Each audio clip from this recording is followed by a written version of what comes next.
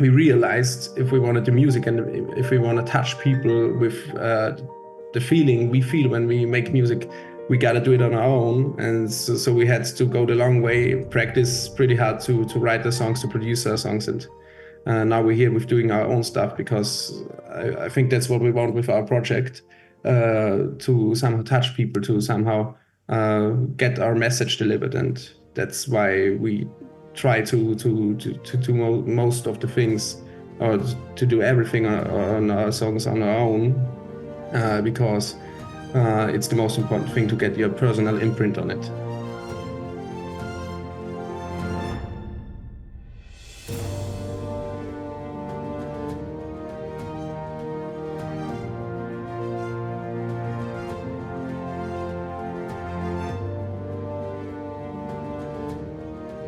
Julius and Julius. Yes. It's so great to meet you here on Zoom. It's a pleasure. Thank you so much. How did you guys get this so perfectly that you both called Julius? Like it's a 1 in a million chance. Yeah. Our sisters also share the same name, so it's like Julius and Julius and Victoria. No, this can't be true. Really? Yes. How amazing. Are they friends? They know each other. They know each other. Oh, okay. Like with us. Fair enough. You can't have it was kind of meant to be. Yeah, amazing. So have you guys been friends for a long time? I think we actually know each other for like around 10 years now. And we somehow met each other via Julius' cousin actually, who went to school with me. And then we started texting each other via Facebook. And so in the good old Facebook times, like writing messages back and forth, like that was like quite a crazy time back then. Sending each other some demos, and somehow we started working. But now that you're saying Facebook messages, it almost sounds so long ago. It sounds like like pen and paper days. But yeah. But so were you both musicians by that time when you met each other? Yeah, but like both of us played instruments when we were younger. But actually, like during 13 years, around you kind of started producing music on the laptop, and then we're not really trained musicians, but that electronic thing kind of blow our minds. So then we started doing some music on the GarageBand and then Logic on our computers, and also started kind of DJing. And that's why that's how we got into music. So you didn't have any formal music training before. You just sort of taught yourselves. Yes. Yeah, mostly. I love it.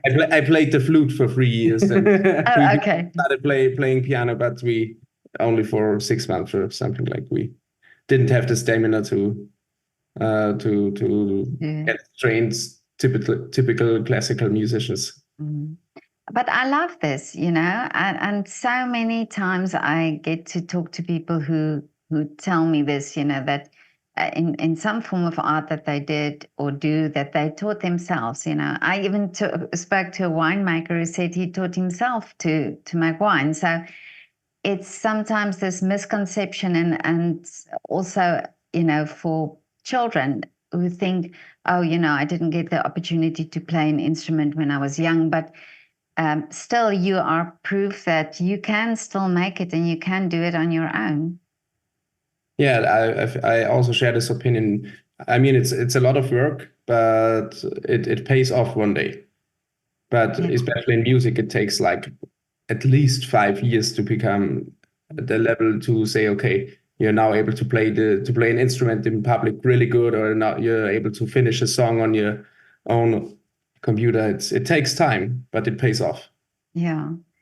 So, and it must take a lot of confidence as well, because you must have also a little bit of self-doubt when you compare yourself. So is that, where did you get this confidence from? I think it's like releasing music and music and music, and you get better every time. Yeah. But actually, every time we released a song, we thought like it's like, it's the shit, like it's amazing. And Actually, you were born with a lot of confidence. We both.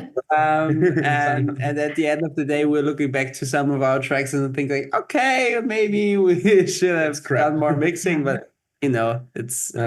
Actually, when we started music, I mean, the first step to tell your friends and tell the people around you, especially your classmates, every break in school, he was kind of DJing, playing music out loud to his classmates, and everyone was like, Julius the DJ, nice. And now 8 years later, it's somehow getting cool to be the guy who was there years ago, who was the freak actually years ago. And now I think since 3 or 4 years, it's kind of became cool. Now everyone of them want to be on the guest list. Yeah, now everybody's texting us, can we come guest list? Oh, yeah, you see. But yeah, in the beginning, you got a lot of naysayers. I think it's with everybody the same, you look back and you think, okay, but you needed to be there to be where you are now. So everything is like a stepping stone, but you didn't give up. That's the whole thing. Absolutely. That's the most important. And now tell me about the music. So first you started DJing, is that right? Yes. Okay. And how did you get into the scene? Actually, with a lot of getting on the nerves of local promoters, like I was texting like everyone, like can I play? And sometimes they reply, yeah, okay, come on a Saturday afternoon and play for the first hour or something. And that was like the start of my DJing career. And when we started together, it was like there was a big party in a local shopping center, actually, in our hometown. And a big rapper was playing after us, and they wanted like a warm-up DJ. And yeah, we said like, okay, let's do this together. And somehow we managed it quite good to, playing cool clubs now and touring a lot. Get on the radar. And I think we also had the courage back then, even though we had no shows, to be active on social media, Facebook and so on, and shared it on our private accounts, and somehow managed to get on the radar of some local promoters, and that's how you grow the things.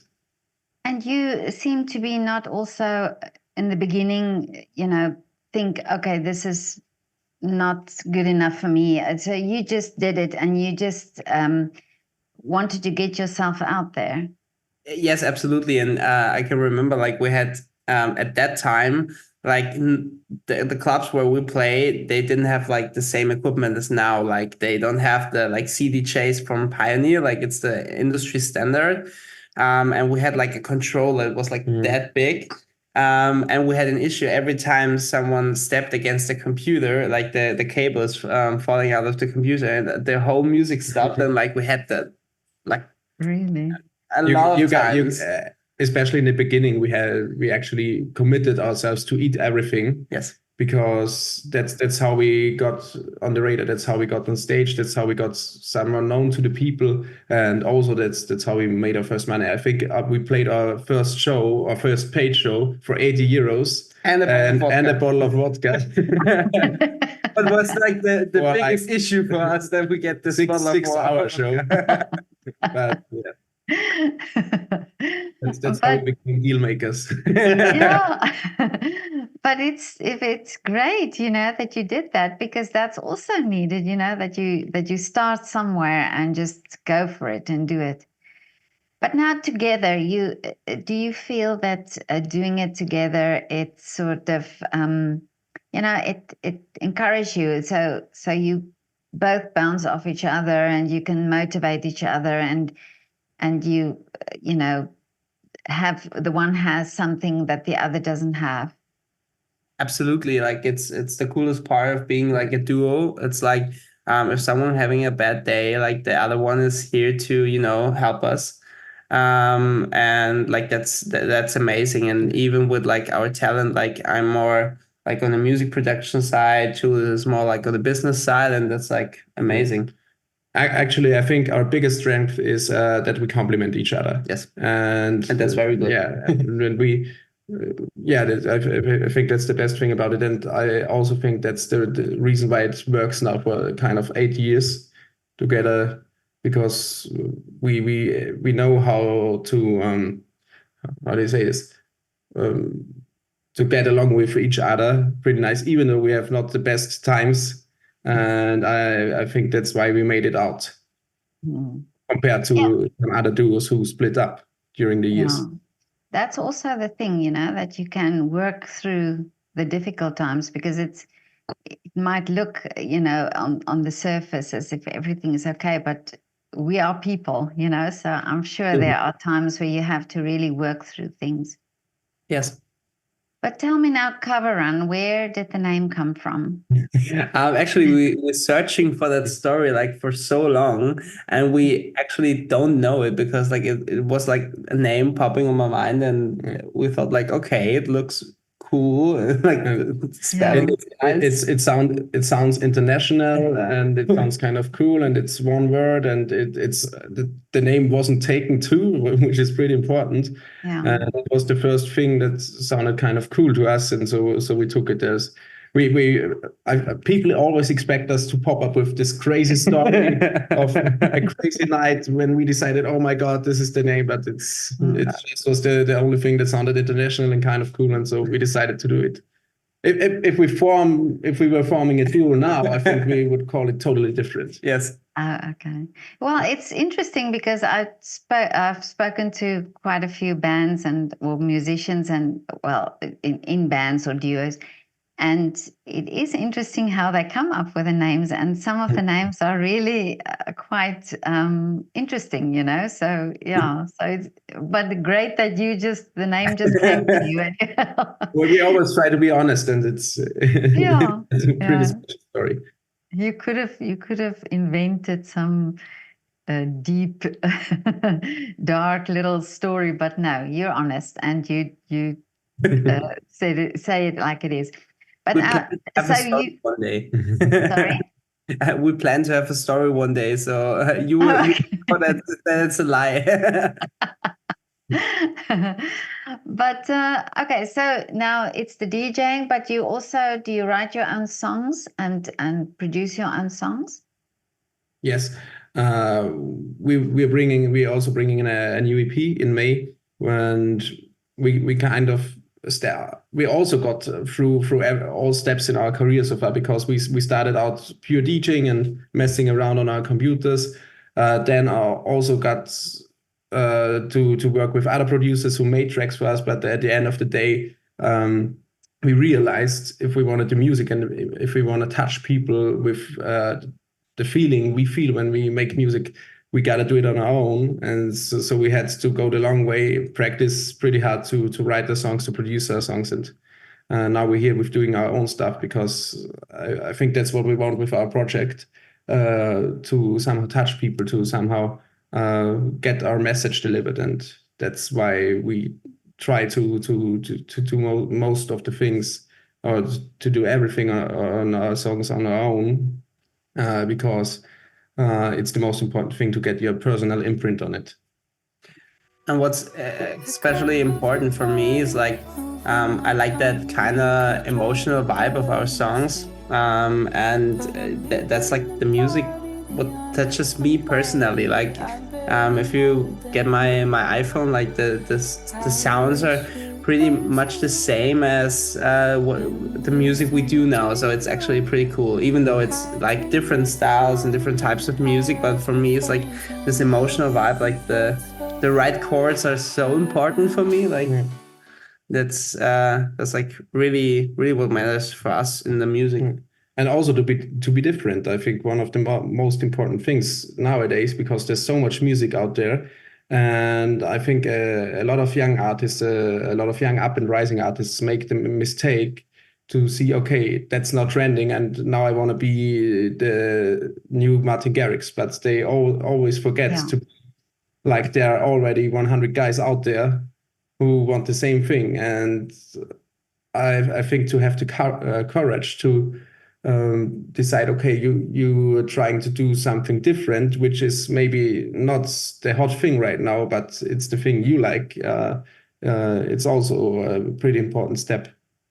Absolutely. And it's the pressure is so on artists, I think, to conform and to do something that they think the audience would like. And so it's so refreshing that you guys just do your thing and believe in yourselves and believe in what you're doing.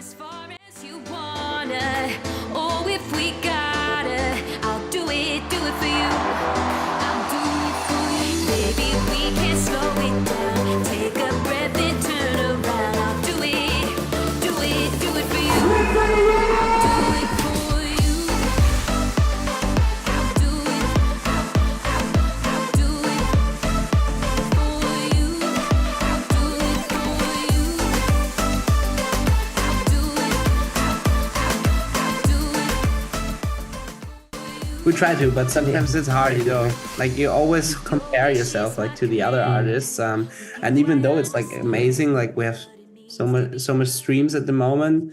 But like on the other hand, like there are the others like with 1 million streams and 2 million streams and, like 1 million streams in a week. And that's like pretty hard because every time you get like one step further, you search like for the next one that's bigger, and that is the next comparing partner. Like, I think you got to keep the balance, because you got to know on the one hand, the grass is always greener somewhere else.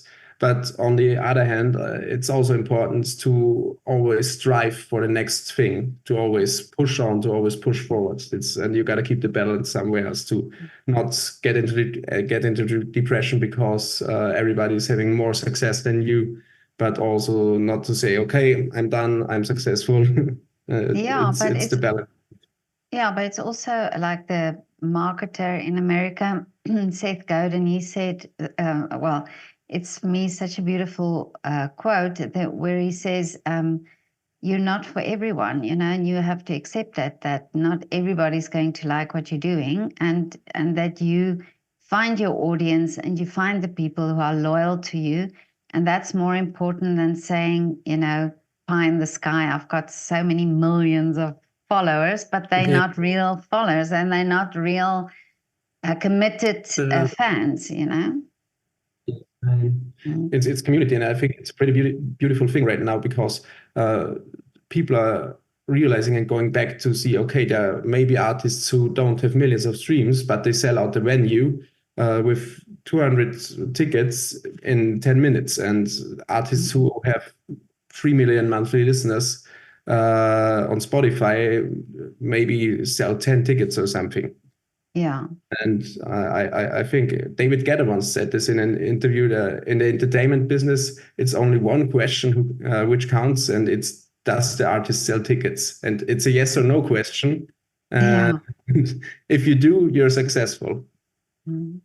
And I think also you have proven from where you come from, and you've also evolved. So you've started out DJing and how you progressed and start writing your songs. So you are continuously developing yourselves, which makes it interesting to follow you and see what you come up with next. Absolutely. And the craziest thing is, at the moment we're working like on our transformation, like from DJing to a band, and that's amazing for us because like we have so much fun with this. We play a big festival in the summer. And it's the first show where we like play with our band, like a drummer and a singer, and that's for us like a pure challenge because there's actually no DJ booth on stage. Yeah, there's no DJ booth. It's just synthesizers, samplers, drums. And that's really amazing, and we have so much fun, like experimenting in the studio how we're gonna play it, and but it's actually pretty hard because sometimes you feel like everyone is in the band is like a better musician than I am. Really? They are super concentrated, like playing our 4 chords and they're like, Well, they can be, but they're not Julius and Julius, so. That's true. But it's amazing. And it's like developing something new, like every time we do something, like that's so important for us. Yeah, it's a pretty amazing journey, actually. Well, your content on your Instagram is quite lovely. I mean, it's wonderful. I love it. This is how I discovered or found you, and I like how you do it. Definitely, it sounds as if you're just always having so much fun. Yeah, Good work. I covered the depression behind it. I'm just kidding. Actually, I think people can see if you're just an actor trying to fulfill its role, or if you're really enjoying the thing you do, and if you really mean it. And at the end of the day, you gotta be 100% sure and happy with the things you do, because only then other people can love the things you love. And that's actually what we're trying, like on stage and on social media, like from day one on, to have fun, like, and everyone has to, feel that we have fun. That's like the most important thing for us when we play a DJ set. It's like, if we don't like the music and we seem that we don't like the music that we play, why should anyone else in the crowd Exactly. like the music and the performance that we're doing? And that's the same thing that we try to do on our social media. Mm. That's wonderful, really. And it's because it looks authentic, it looks really as if you're having fun. But tell me about the song Fill Me Up.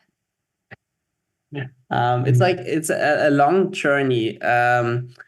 We have to go back like 2 years ago. We started with the demo of this song.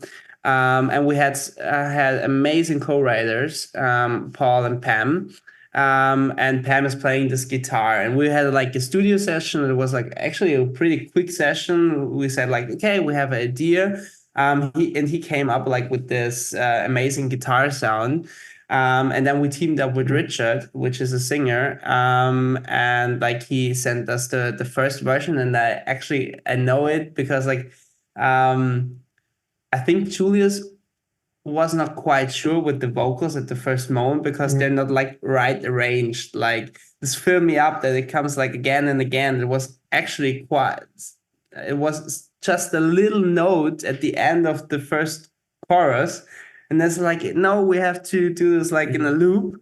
And then came this fill me up with your light. And that's why it's such a strong hook. And then you played like a lot of things on top of it. And then, the song, developed. And then we had it like on our computer for almost a year.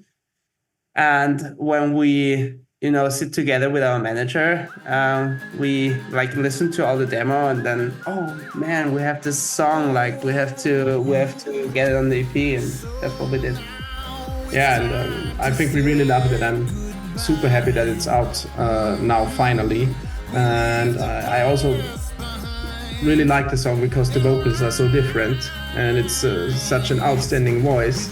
And it also I now got some feedback that there are some shared opinions of it.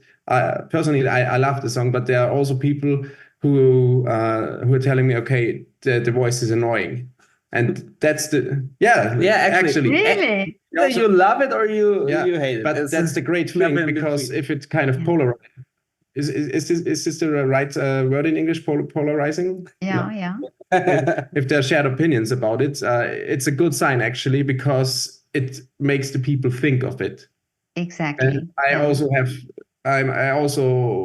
a lot of songs in my playlist which I didn't like when I heard it the first time, but the second and third time the song got me.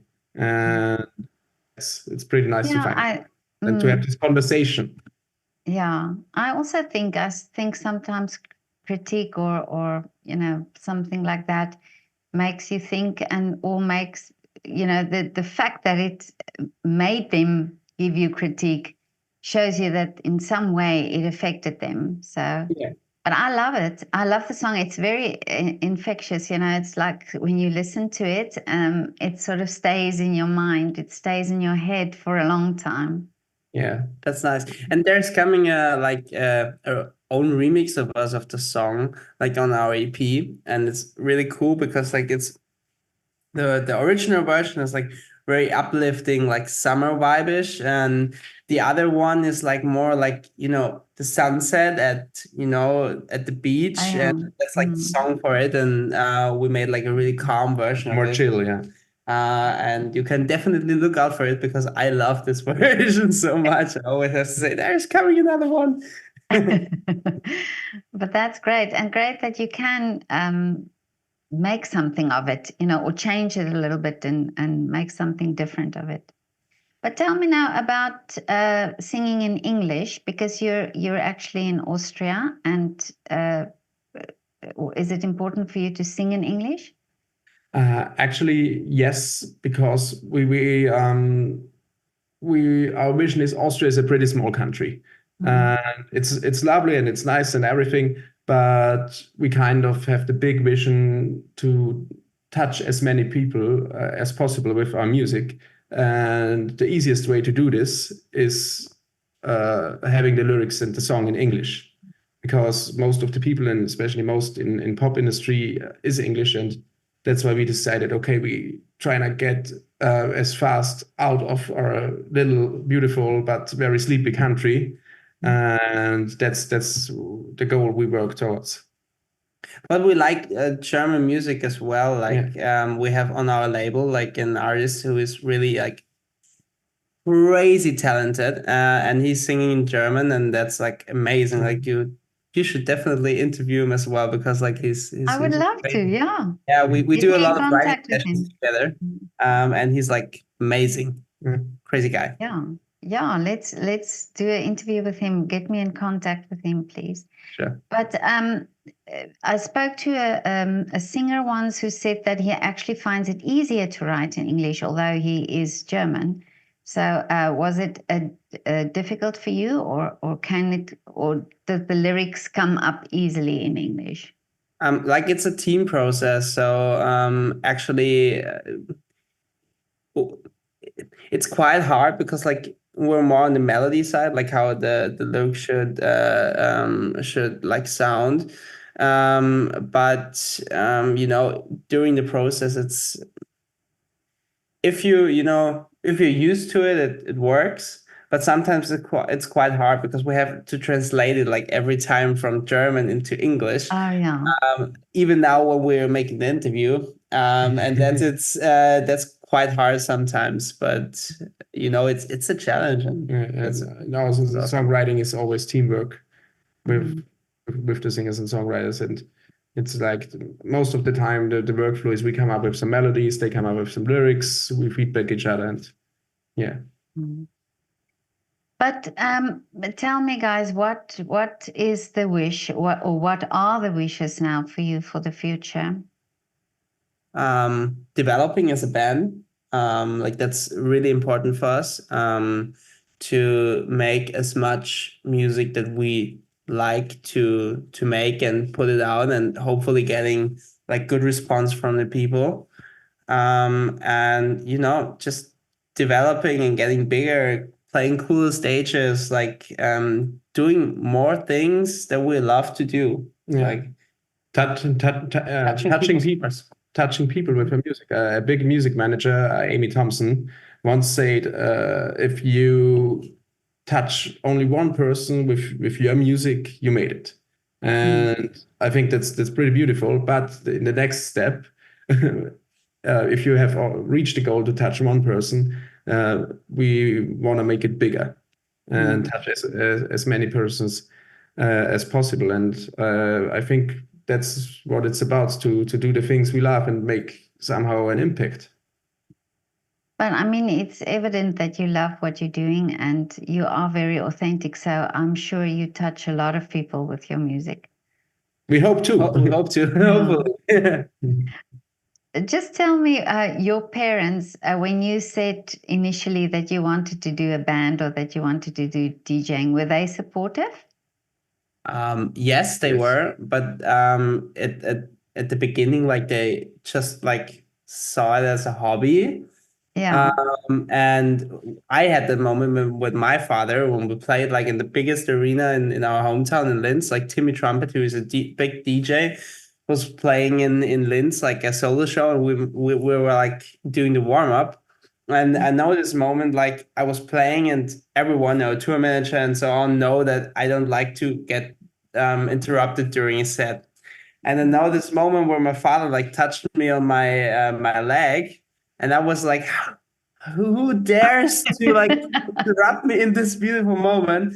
And I was looking behind, and my father is standing under the LED screen, and was like, Oh, it was that's such a heartwarming thing. And then afterwards he said, "Now I know what you do and why you love it so much," and that was amazing. But they were always supportive. Yeah. Your parents as well? Yes, for sure. I mean, I got more classical musical background because my mother and my sister and her whole family are pretty. They sing a lot. They play a lot of instruments and stuff. I always we had to go to in our family. No matter what you're doing, we always they always got our backs, and they said, okay, if you like this, do it. But No big that's discussion. amazing. Yeah. No, but you need that support, and sometimes parents, they don't maybe understand exactly, but when they see you love it, then it's fine. It's always that way. Yeah. But thank you so much for your time. Thank you so much for this wonderful interview, and for your interest. Keep doing this amazing work that you're doing. And I'll be following you on Instagram still and seeing how you come up with all the new things, because I think you will, after all this time and everything you've done, I'm sure there'll be much, much bigger things to come. Thank you so much. Thank you for your time. We appreciate it. It's a great pleasure. And let me know when you're in Vienna and doing a concert here. We will. We will. We leave the past behind and rise. With broken hearts, we raise our heads up high. We lift the spirits up and rise. Fill me up, fill me up, fill me up with your light.